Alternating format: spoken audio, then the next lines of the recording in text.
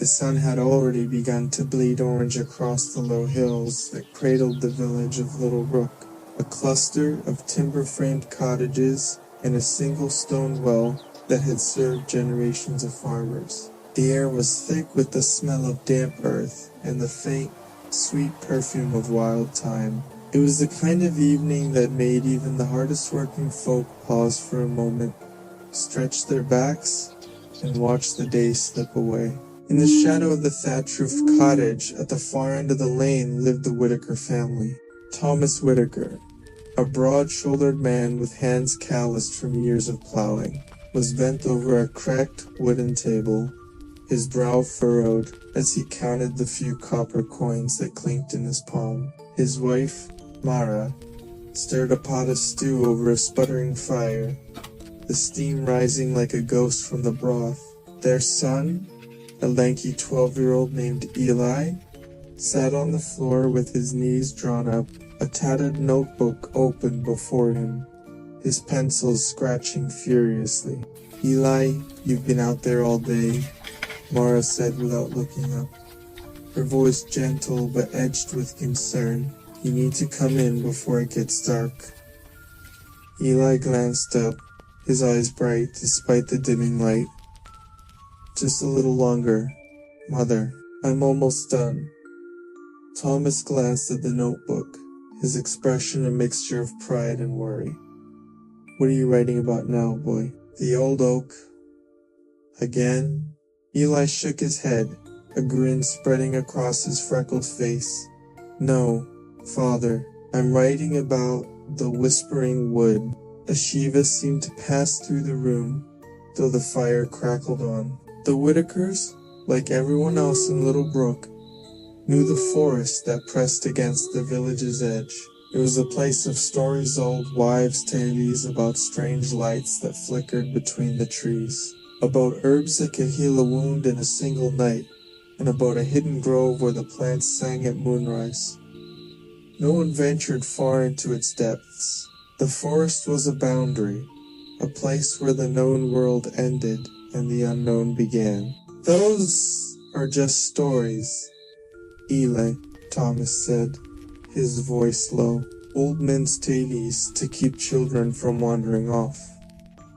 "But Father," Eli persisted, "the herbs, the ones the old herbalist, Mrs. Dalo, talks about, she says they're worth a fortune to the merchants in the city. If we could find even a handful, we could pay off the debt and maybe buy a new plow." Mara's spoon clanged against the pot. "We've talked about this, Eli. We're not like those merchants. We're farmers. We work the land, not the forest."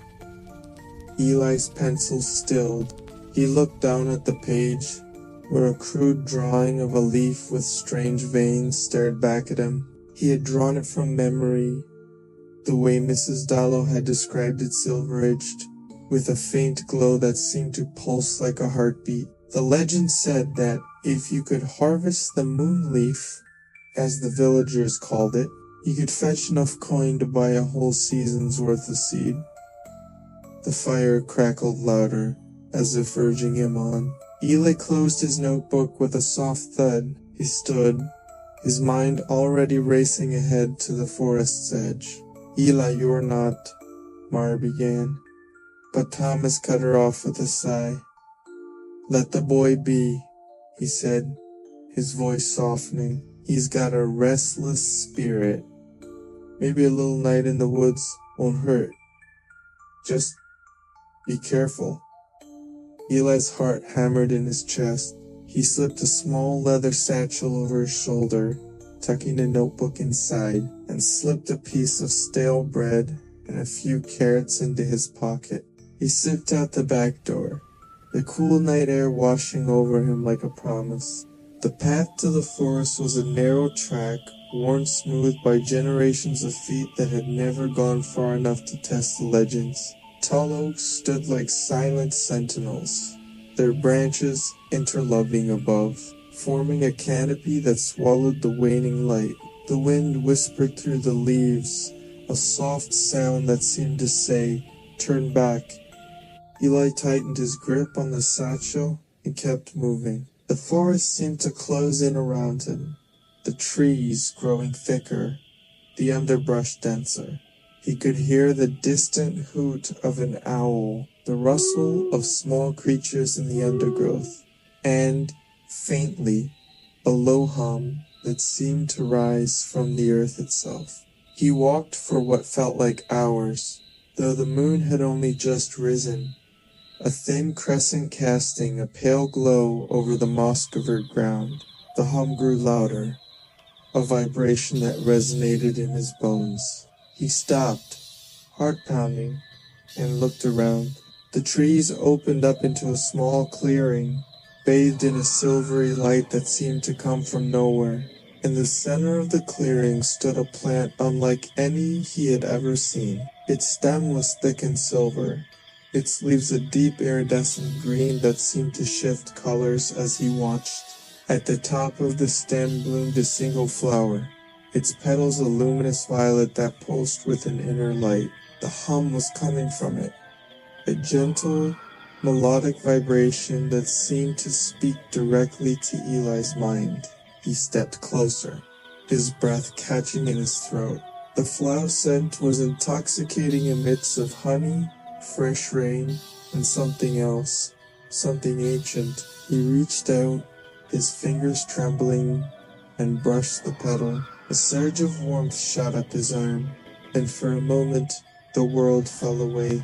He saw flashes fields of golden wheat swaying in the wind, his mother's smile, his father's laugh, the weight of the debt that had hung over their heads like a storm cloud. And then, just as quickly as it had come, the vision faded, leaving him gasping on the forest floor.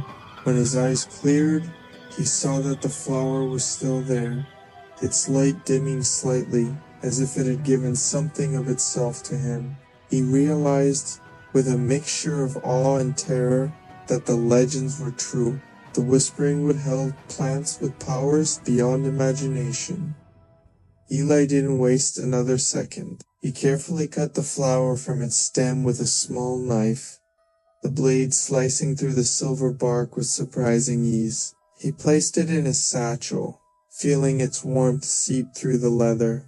He knew he had to get back before the forest decided to keep him. He turned to leave, but a sudden rustle in the bushes made him freeze. From the shadows emerged a figure tall, cloaked in a deep green that seemed to blend with the foliage. Its lower half was hidden beneath a thicket of leaves and bark, while its upper torso bore the unmistakable shape of a human, arms muscular and scarred. Its face was hidden beneath a hood, but its eyes glowed a faint amber, reflecting the moonlight. "Who are you?" Eli whispered, his voice barely more than a breath. The figure tilted its head. "I am a keeper of this wood," it said, its voice a soft rustle of leaves. "You have taken that which does not belong to you." Eli's mind raced. He thought of his family, of the debt, of the promise he had made to his parents. I need this," he stammered. "My family, we're starving. I thought this could help us." The keeper's eyes softened, though the amber glow remained. "The moonleaf is not a simple commodity. It is a gift of the forest, given only to those who respect its ways. If you take it for selfish gain, the forest will not forgive." Eli swallowed, his throat dry. "I didn't know. I wanted to help." The keeper stepped closer, and Eli could see the intricate patterns of moss and bark that covered its cloak. "There is a way," it said. "You may keep the flower, but you must promise to use its power wisely, to heal, not to profit. Swear it, and the forest will allow you to leave with its blessing." Eli hesitated only a moment. "I swear," he said, his voice steadier now. "I will use it to help my family, to heal the land, not to sell." The keeper nodded, and a soft wind rustled through the clearing, scattering a handful of silver dust over the moonleaf. The flower's light flared brighter for a moment, then settled into a gentle glow. The keeper turned and melted back into the shadows, leaving Eli alone with the humming plant. He stood there, the night pressing in around him, the promise of his family's future pulsing in his satchel. The forest seemed to hold its breath, waiting to see whether the boy would keep his word or let greed guide his steps. A sudden crack split the silence, sharp as a branch snapping underfoot. Eli froze, the hair on his arms standing on end. The sound came from deeper within the forest, a flash of white-blue light followed by a low, resonant boom that rattled the leaves overhead. The ground trembled beneath his boots.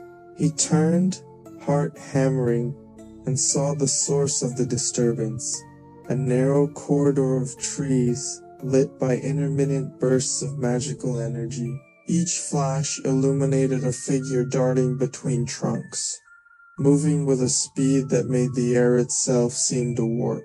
The figure left a trail of sparking arcs that slammed into the bark, sending splintered wood and glowing embers scattering like fireflies. Eli's breath caught. He had heard the old tales of strange lights in the forest, but never imagined they would be real. He hesitated only a heartbeat before the instinct to survive took over. He slipped the satchel off his shoulder, tucked the moonleaf safely inside, and bolted toward the source of the commotion.